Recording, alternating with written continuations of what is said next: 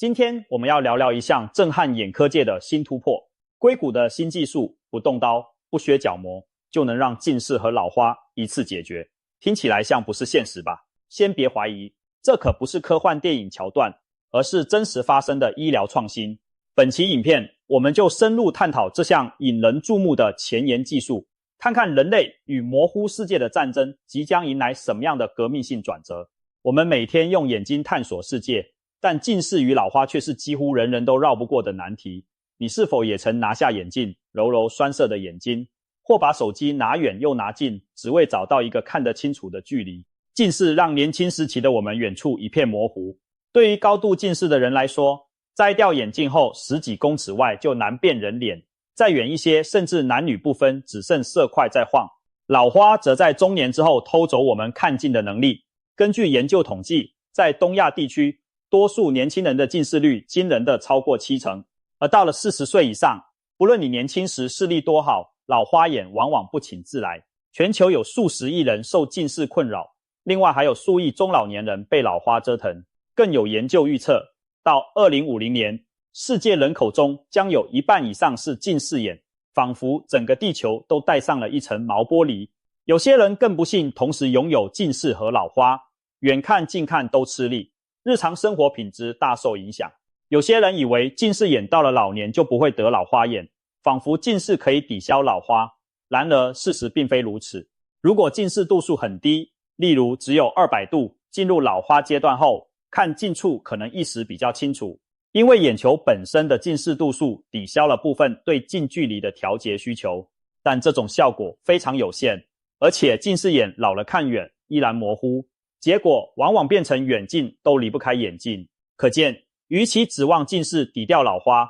不如寻求真正能一举解决近视加老花的方法。所以，如果真有一种技术能同时解决近视和老花，那将是改变无数人生活的巨大福音。想象一位50岁的张先生，年轻时近视600度，如今又罹患老花眼。他看远需要佩戴近视眼镜，看近则要换上老花眼镜。一天下来，摘了戴，戴了摘，苦不堪言。如果有一种疗法能让他一次恢复远近视力，对他而言无疑将是天大的福音。究竟什么原因导致了近视和老花？简单来说，近视的成因主要有2种。一是角膜和晶状体等屈光系统的焦距过短，通常是角膜曲率变得过陡。2是眼球的前后轴长度过长。无论哪种因素，都会导致远方物体反射的光线在抵达视网膜之前就汇聚成像，等光线真正落在视网膜上时已开始发散，于是影像就变得模糊不清。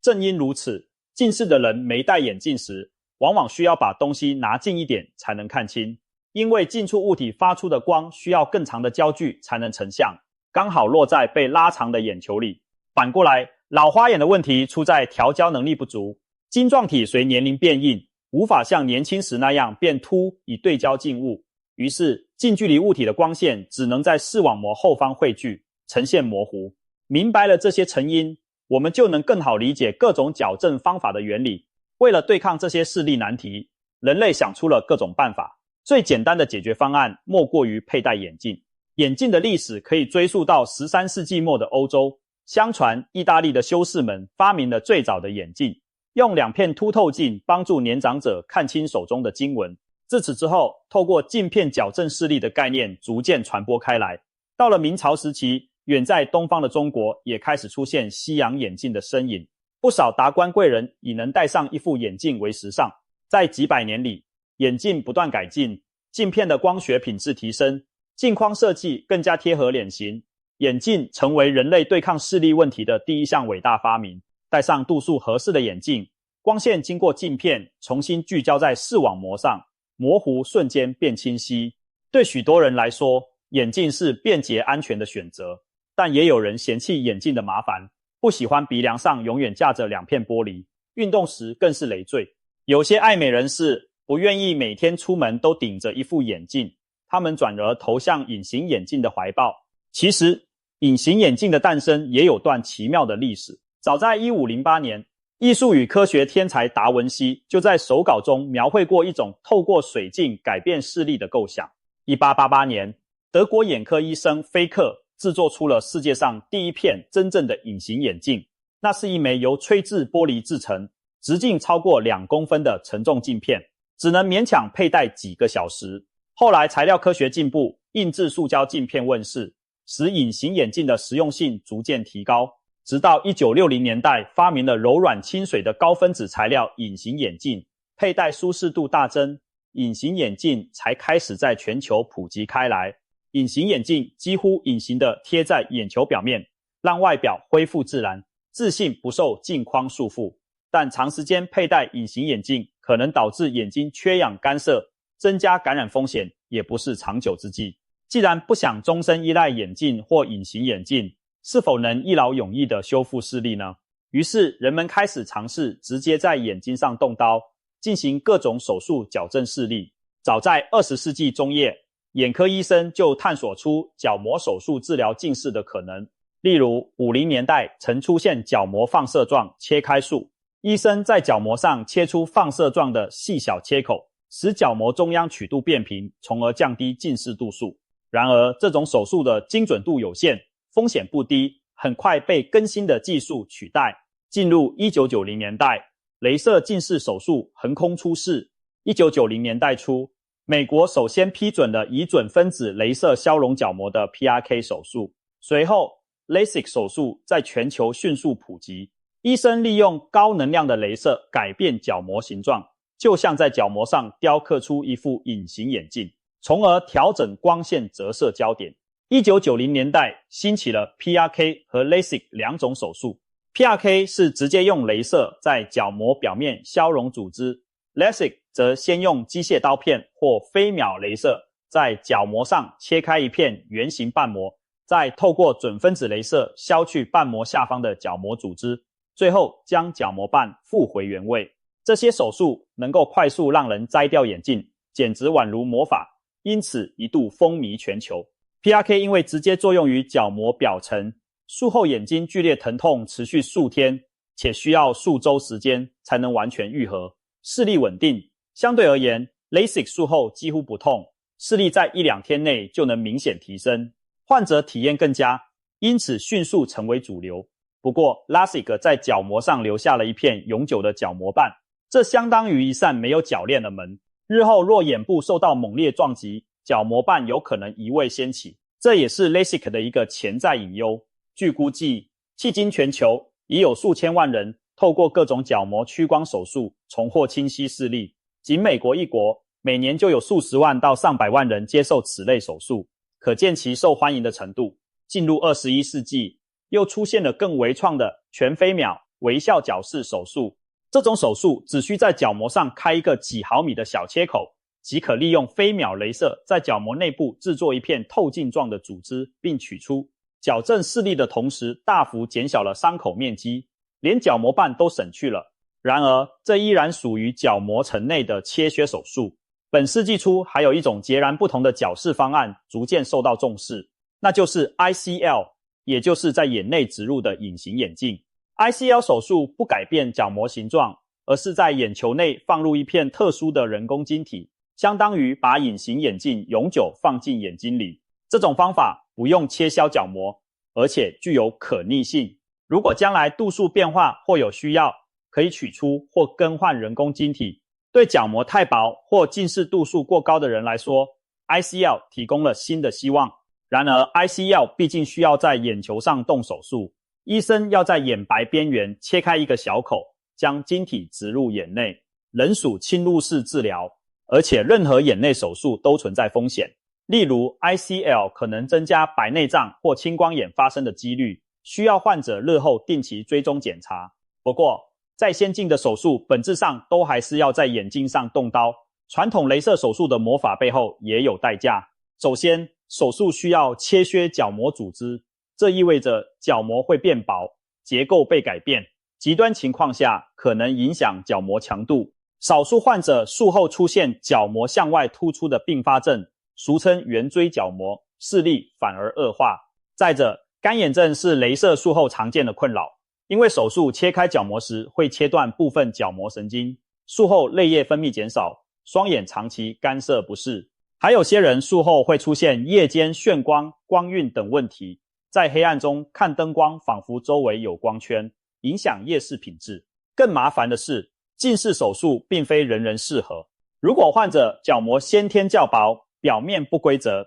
或有其他眼疾，例如严重干眼、视网膜问题，都可能被判定不适合做雷射矫正。度数太高者，手术风险增加，疗效也不确定。有些近视深的人，即使想做手术，检查后发现角膜条件不足而失望而回。那老花眼呢？老花的成因与近视不同，它并非角膜曲率的问题，而是人眼的调节能力下降。随着年龄增长，眼球内的水晶体逐渐硬化，失去弹性，睫状肌也无力像年轻时那样改变水晶体曲度，于是看近时无法精确对焦。我们常见的解决办法就是佩戴老花眼镜，让一副凸透镜来帮助聚焦静物。但很多近视的人平常已经戴着近视眼镜，看远清楚，看近反而要摘掉眼镜，非常不便。有些人改戴渐进多焦眼镜，透过镜片上方下方不同度数来同时涵盖远用和近用。可是适应这种镜片需要时间，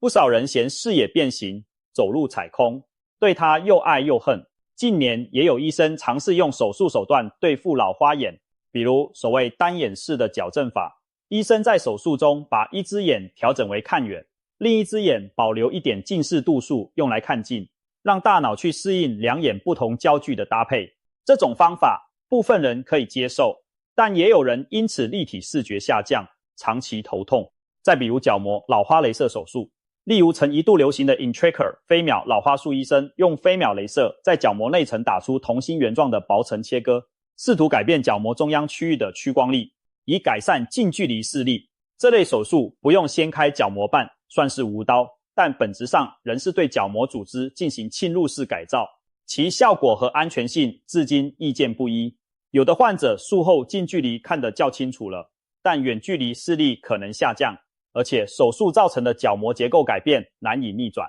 还有人尝试在角膜中植入一枚微型环状镜片，也就是角膜嵌体，利用小孔光学或多焦原理来增加景深，让看近时更清楚。然而，植入异物始终有排斥反应或影响角膜营养的风险。现实中，不少患者几年后又得把嵌体取出。最后的杀手锏则是干脆把老化的晶状体整颗换掉，用人工晶体取代自然晶体，这其实就是白内障手术的原理。现在有多焦点人工晶体可供选择，装上去后远中近都有一定程度的清晰视力，但这属于真正的内眼大手术，不到不得已，几乎没有单纯为了老花就去摘除晶状体的人。说了这么多传统方法，无论近视还是老花，现有方案不是需要终身戴镜，就是需要对眼球动刀、动雷射。有没有两全其美的方法呢？长久以来，医学界和科技界也在不断思考这个问题，能不能在不手术的情况下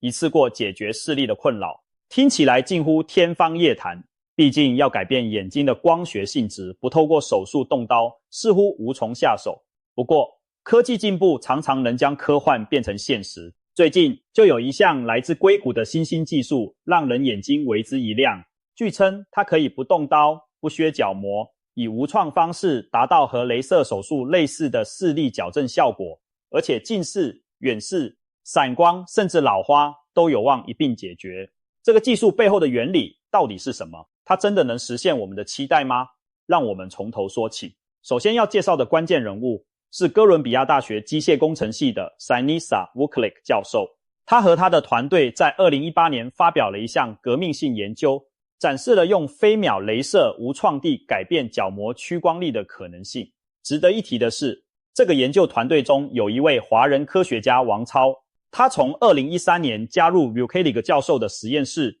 一起钻研这项眼科黑科技。当年他们的研究一出炉，就发表在国际顶尖的学术期刊上，引发全球关注。那么，他们究竟发现了什么秘密武器，可以在不削角膜的情况下矫正视力呢？一般的近视雷射手术使用的飞秒雷射或者准分子雷射，都属于高能量、低频率的脉冲，用来直接切割或气化角膜组织。而 Vuclic 团队走了一条截然不同的路，他们采用的是超低能量、高重频的飞秒雷射，也称飞秒震荡器。别看这雷射能量低，它可不是拿来切东西的，而是巧妙地引发一连串物理化学作用。我们可以打个比方，传统雷射手术就像拿着光剑直接把角膜多余的部分削掉，过程中难免伴随灼烧和损伤。而新的飞秒震荡技术更像是在角膜内部进行无形的绳索调整。什么意思呢？ Vucelic 教授用浅显的譬喻解释过，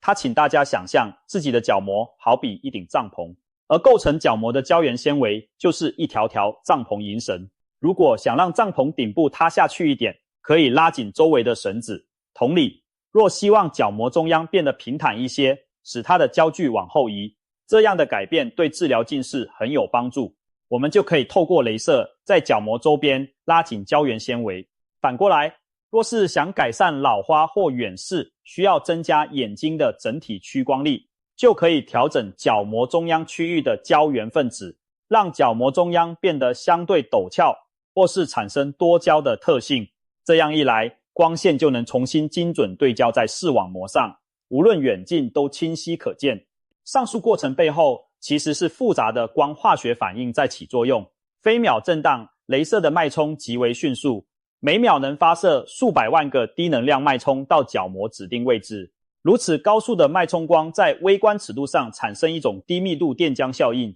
简单说就是在不破坏细胞的前提下，把角膜组织中的水分子给打活跃了。水分子被电离后产生许多短命的活性氧分子，这些活性氧会和角膜里的胶原蛋白纤维发生作用，使原本独立的胶原分子之间产生新的键结，把它们交连在一起。胶原纤维彼此交连，就像绳索缠绕变粗变紧，整个区域的组织就会收紧变硬。透过精密控制雷射作用的位置和深度，科学家可以选择性的让角膜某些部位变得更紧实、更有弹性或更坚韧，从而改变角膜的弯曲度。这种方法最大的妙处在于，它没有切除任何组织，只是重新排列和强化了角膜内部的结构。因此，理论上它不会削薄角膜，也不会产生伤口，不需要动刀开放眼球组织，自然也就避免了感染风险，更谈不上传统手术那样的恢复期。由于角膜表面不需要切开，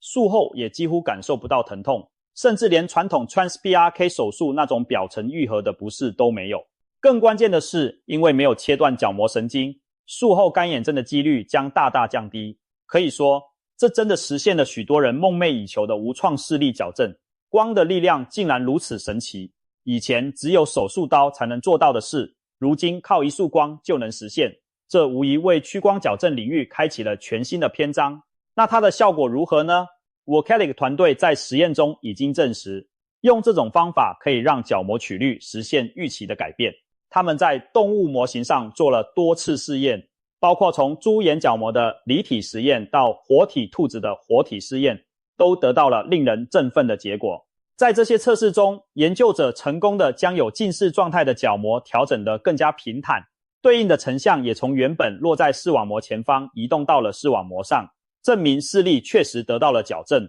而且他们也测试了矫正远视和散光，原理类似，只是调整的区域和方式不同。结果显示，无论何种屈光不正，这种技术都能按照预定方案改变角膜形状。例如，在一只患有散光的兔子角膜上，研究者用飞秒震荡雷射针对性地增强了特定子午线方向的胶原硬度，结果该方向的角膜曲率明显改变，成功达到了矫正散光的效果。除了达到矫正目的，安全性也是外界关注的焦点。实验证据显示，因为使用的雷射能量极低，远低于切割所需的门槛，治疗过程并未对周围组织造成可觉察的损伤。显微镜下观察，角膜细胞在治疗后依然存活良好，组织结构完好，没有出现灼烧或破洞。换句话说，这种方法不像传统手术那样一刀切下去，更像是静悄悄地把材料的性质给改变了。而且这种交联造成的形变是持久的。传统隐形眼镜或角膜塑形片 OK 镜压揉角膜只能给出暂时效果，一旦停止佩戴，角膜又弹回原形。但 Vucelic 团队的技术属于改变了角膜的内在记忆，就像把帐篷的绳子固定在新的位置，帐篷顶就不会自己弹回去了。研究人员在长时间观察后发现，视力改善的效果在治疗后可以持续维持，没有明显倒退趋势。这表明它有望成为永久矫正视力的方案。哥伦比亚大学眼科专家苏里杰教授曾评论这项研究时指出，屈光手术领域多年来一直在寻找更安全、对角膜伤害更小的替代方案。Vukilic 团队的成果让他看到了巨大希望。这项次世代疗法有望造福更多因角膜条件问题而无法接受传统手术的病患，也将为日益严重的近视流行提供新的解决途径。值得一提的是，除了这类雷射科技外，还有研究人员试图用药物来解决视力退化问题。比如，有团队正研发可以软化晶状体的眼药水，希望让已变硬的晶状体恢复部分对焦能力。也有人在开发治疗白内障的药物，使混浊的晶状体重新变得清澈。虽然这些药物治疗的构想很吸引人，但要真正取代手术还有很长的路要走。目前看来，无创雷射矫视技术是离我们最近、最有希望实现的一大突破。更令人期待的是，这种方法可能不仅适用于近视或散光等年轻人的问题，对老花眼也有潜力。前面提到，老花主要是因为晶体硬化和睫状肌调节能力退化导致的对焦困难。这项新技术并不能直接让僵硬的晶体恢复弹性，但是它可以透过改造角膜的曲度来增强近距离视力的效果。一种思路是把角膜塑造成多焦点的形态，例如在角膜中央区域稍微增加屈光度，让眼睛在保留远距离视力的同时多一个额外的近距离焦点。这有点类似我们戴的渐进多焦眼镜，只不过把多焦概念应用在角膜上，而且不需要在眼睛里放入任何异物。另一种可能是透过特殊的雷射图案调整角膜的生物力学，间接提升眼球本身的调节能力。这部分目前还处于猜想阶段，但如果成功，意味着未来40-50岁开始出现老花的人，可能只要躺下来接受几分钟无痛的雷射照射，就能重获阅读报纸时的清晰视力。当然，从实验室成果到临床应用，还有很多关卡要过。自从2018年发表初步成果后， Vukilic 教授的团队便投入研制临床使用的原型设备。他们需要解决工程上的种种挑战，例如如何将大型雷射系统整合到眼科诊所可用的仪器中，如何在保证安全的前提下加快治疗速度，